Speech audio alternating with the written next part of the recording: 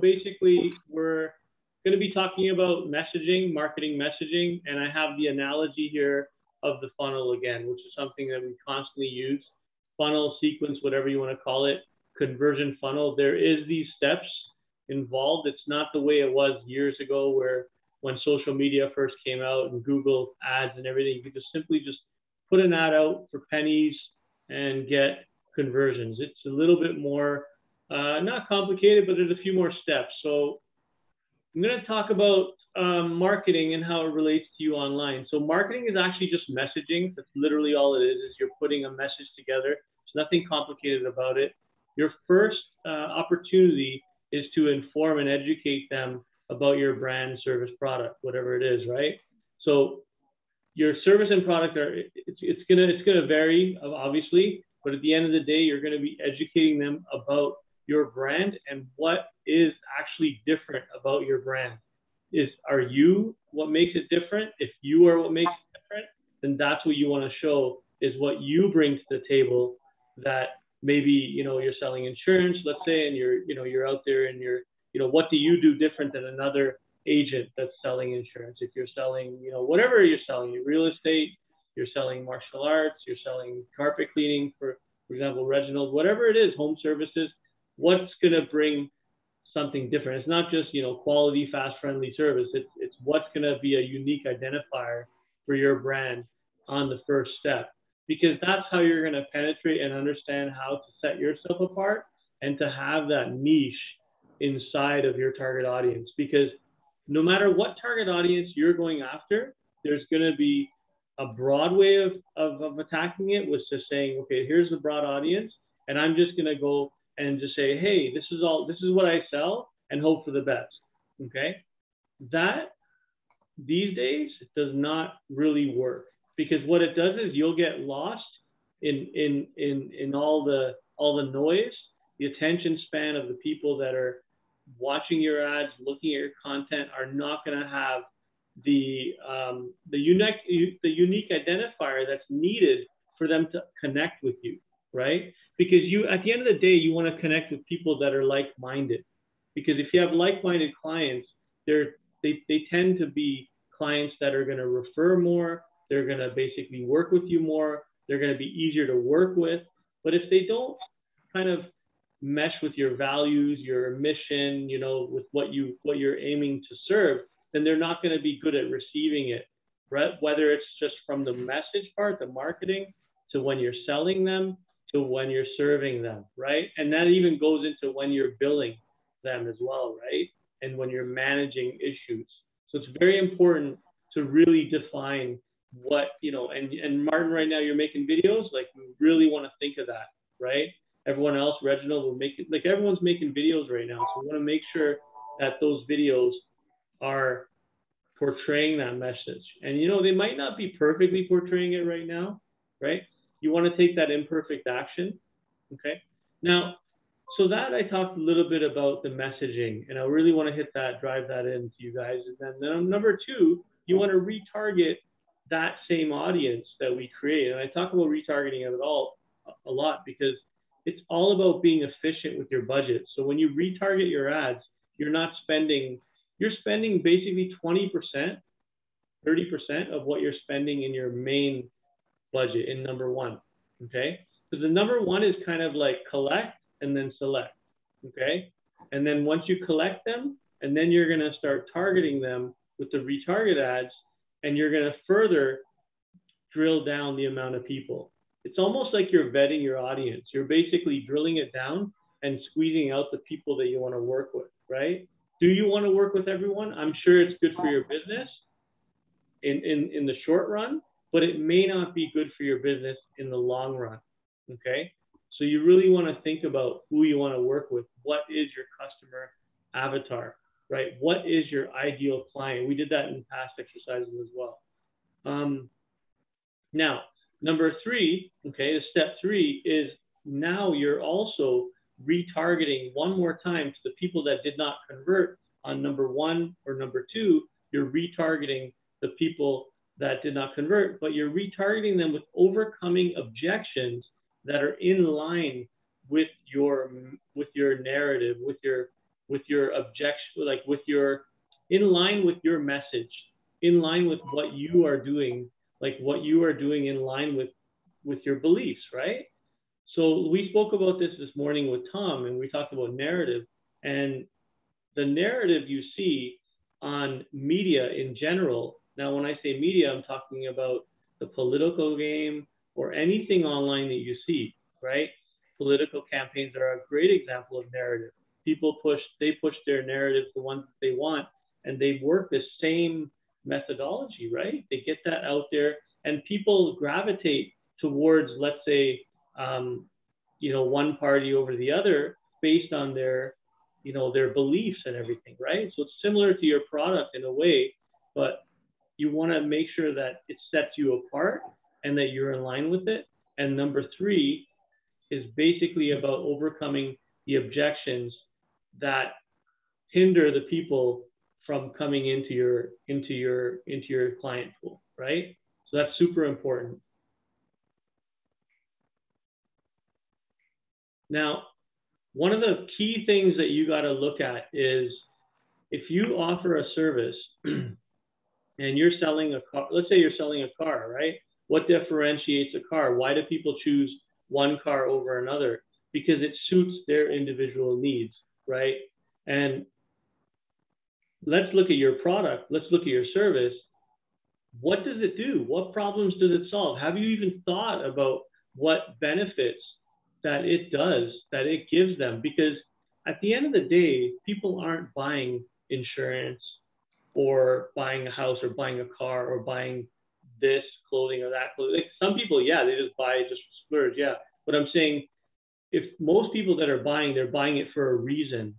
So either it solves a problem, okay, saves them money, or does it help in any other ways, right? So that's super important that you guys maybe watch this video later. I'll share it later with you guys, and you can kind of look into it and see that what do I solve? What do I solve with my service? Not even what do I solve? What does my service, what does my product, what does it solve? What problems does it solve? What problems can I define and then tweak my product or choose products or choose services to match solving those problems, right? Because if you look at a lot of these inventors, they usually invent things to solve problems, okay? Primarily, that's their objective. They're looking to solve problems. So that's what you want to look for, is that what are you creating out of your service? Like if you're selling insurance, what problems does it solve? You know, people say, oh, well, you know what? This is what I do. I sell insurance. Well, how about if you put in a statement, well, I sell insurance to help these kind of people, this demographic, this type of people to do this, this, and this, right? Like, so I'm not really getting specific here, but I'm trying to give you the idea that you really want to look at what problems you solve and put it on paper. Super important. Let's look at Facebook. Everyone is always upset at Facebook, right? But when it first came out and people started using it, it solved a lot of problems. It solved problems like people connecting with old friends. I've met many old friends on Facebook, okay, and Instagram back from high school that I would have never been in contact with, right?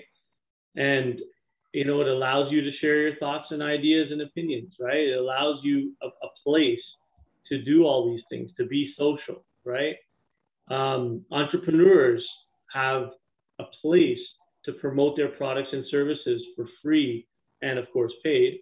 But at the end of the day, this platform has built so many successful businesses. It's unreal. Like those deal companies, for example, right? They made so much money off of this and sold their companies for billions of dollars off of Facebook ads. There's like, I don't even know how many companies have done so well off of Facebook ads. There's really no number to it that I know of, but I can tell you that you can push your products to people because the people are being social here all the time.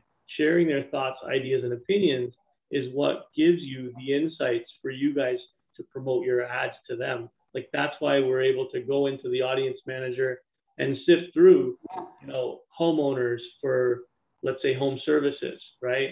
People that are going to buy insurance. You know, we want to look at what age group, what behavior do they have, what things in common, where are the customers, what do they like? Maybe they like Intact Insurance, that page. We can even choose people that follow that page.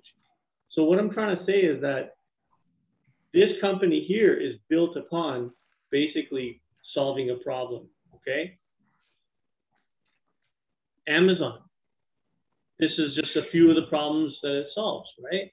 It allows people to shop anywhere, anytime with protection, right? They have certain protection in place.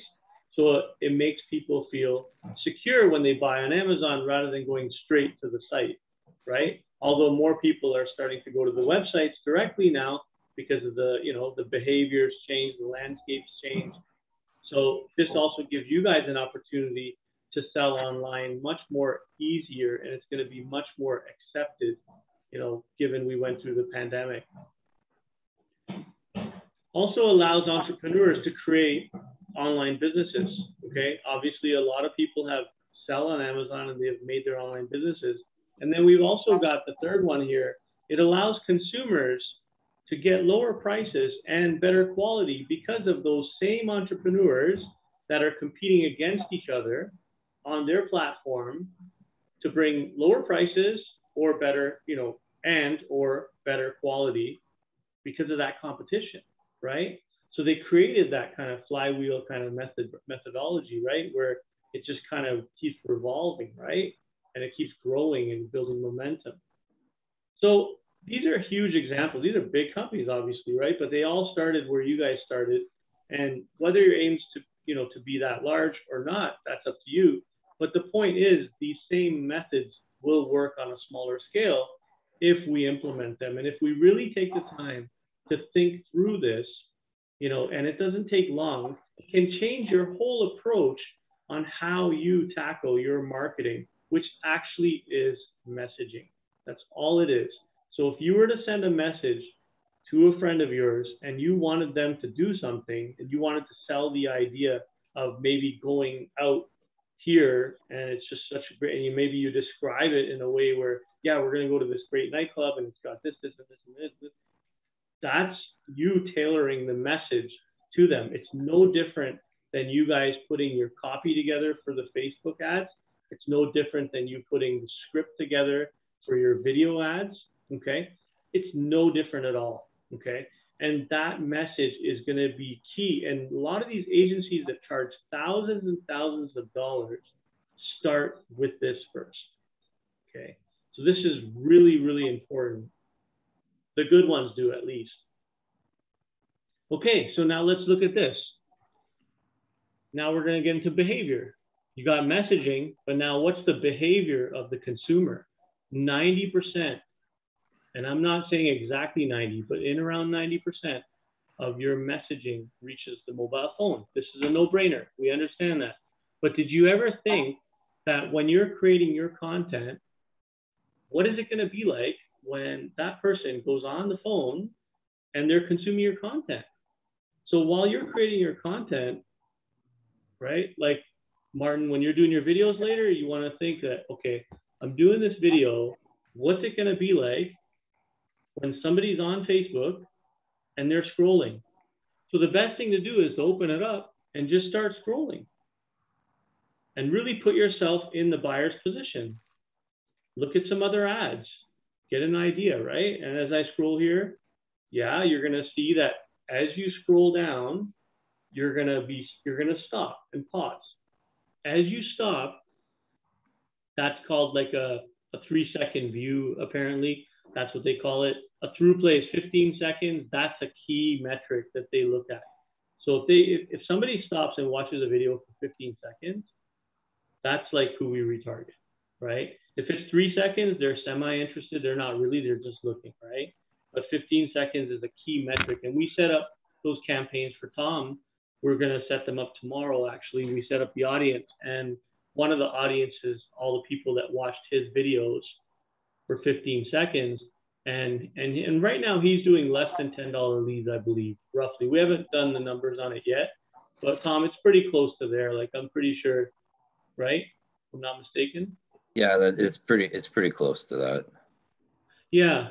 So that's what I mean. We'll do the numbers on it. It hasn't been a full month yet for him, but let's just see how it goes.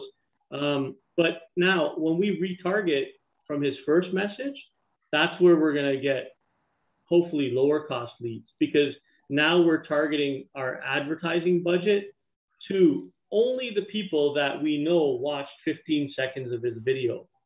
Okay. And that's super important. So again, even Tom, I know you've already, been through a few steps, but it's good for you to go through this and just get a feel for it, no matter what step you're at, right? And reassess your content too. So yeah, I said it right here. How long do you spend on your phone looking at a post or any piece of content? Does your message, okay, does your message match the device in terms of video length, text? So you really want to challenge yourself and say, let me go through Facebook myself, right? Go through Instagram, doesn't matter. They're both the same company.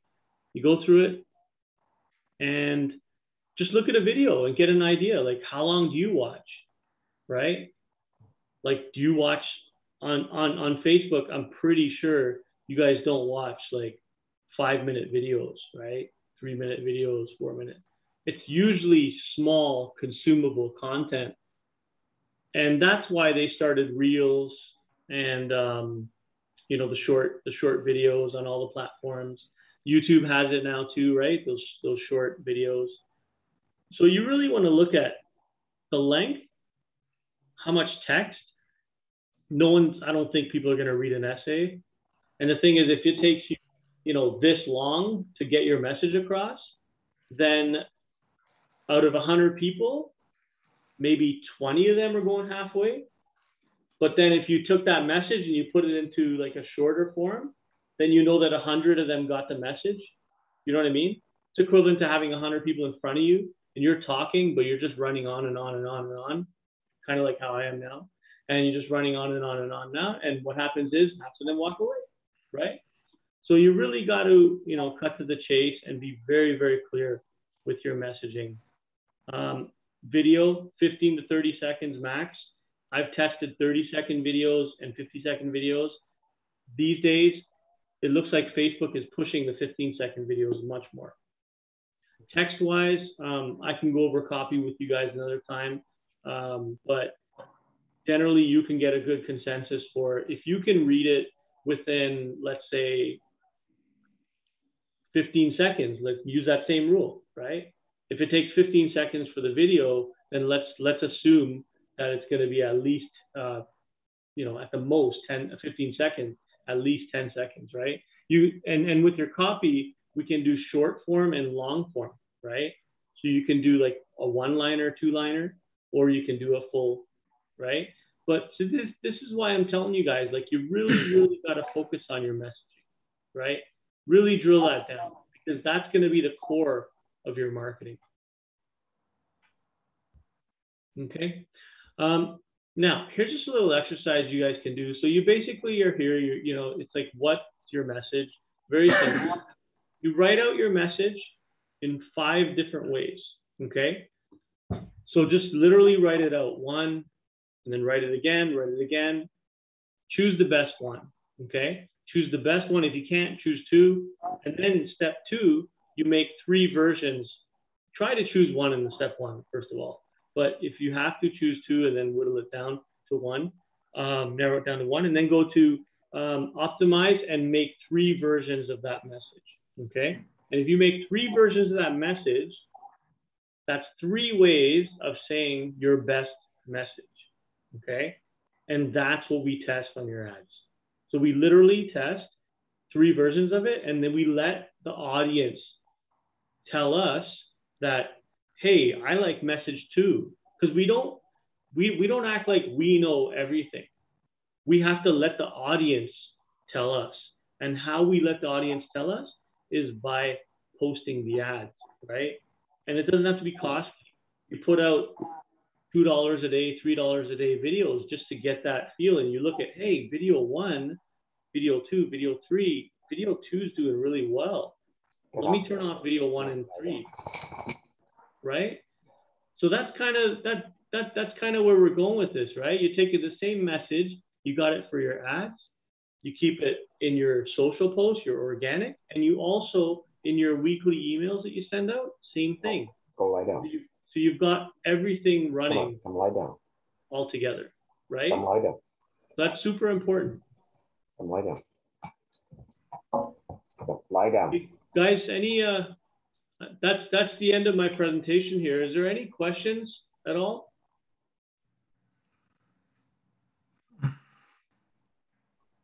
So with the videos, Paul, would you say I should try and shorten them a little bit? I'm usually aiming for like 30, 45 seconds. Yeah. Should I try and get them like to about 15, 20?